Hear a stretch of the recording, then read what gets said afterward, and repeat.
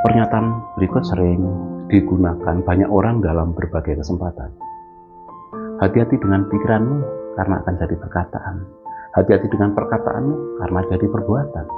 Hati-hati dengan perbuatanmu karena akan jadi kebiasaan. Hati-hati dengan kebiasaanmu karena akan jadi karaktermu. Hati-hati dengan karaktermu karena itulah yang menentukan nasibmu.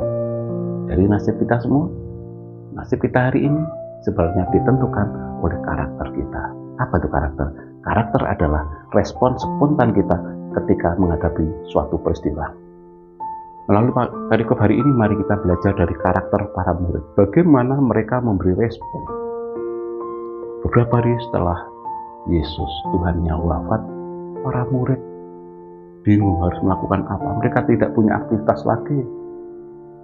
Akhirnya Petrus berinisiatif, aku hendak mencari ikan. Murid-murid yang lain, aku ikut juga bersama engkau. Dan akhirnya mereka menjala ikan di danau Galilea, dan semalam-malaman mereka tidak berhasil menangkap satu ekor ikan pun.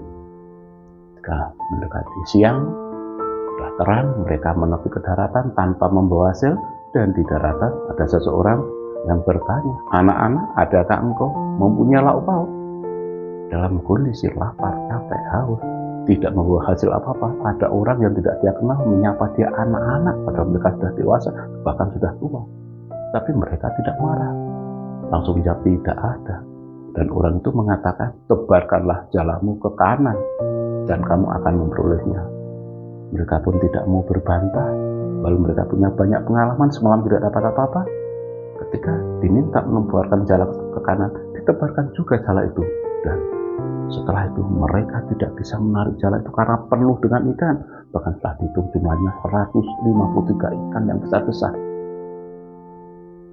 Melihat peristiwa yang luar biasa itu, dia harus memandang orang yang di tepi danau dan berkata pada Petrus, itu Tuhan.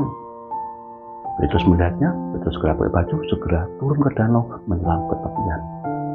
Dan ternyata di daratan, Yesus sudah menyediakan api arang, kemudian di atasnya ada roti juga ikan.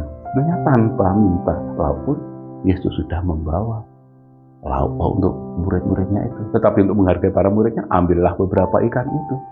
Dan dibakar, Yesus membagi-bagikan roti dan ikan itu kepada para murid. Ketika disapa anak-anak, mereka tersinggung. Ketika disuruh melebarkan jala ke kanan, mereka tidak mau. Karena nggak logis, nggak masuk akal. Malam saja di tengah danau saja tidak dapat apa-apa kok. Tapi mereka tidak membantahnya. Mereka mengerjakan apa yang sebenarnya waktu itu dia sendiri menganggap tidak logis. Itulah karakter. Dari perikop ini mari kita belajar untuk tidak mudah membantah terhadap sesuatu yang awalnya kita anggap tidak masuk akal. Mungkin pengetahuan kita yang kurang. Mungkin kita yang tidak mengetahui konteks secara lengkap. Kalau kita bisa memberi respon spontan secara benar, mudah-mudahan hidup kita senantiasa dalam berkat dan perlindungan Tuhan. Belanja Ramadan ke dalam pasar karena kehujanan, akhirnya basah kuyup. Mari memberi respon spontan yang benar karena akan menentukan seluruh jalan hidup. Dan akhirnya masih di oktav Paskah ini kembali saya sampaikan selamat Paskah dan salam ujar kasih.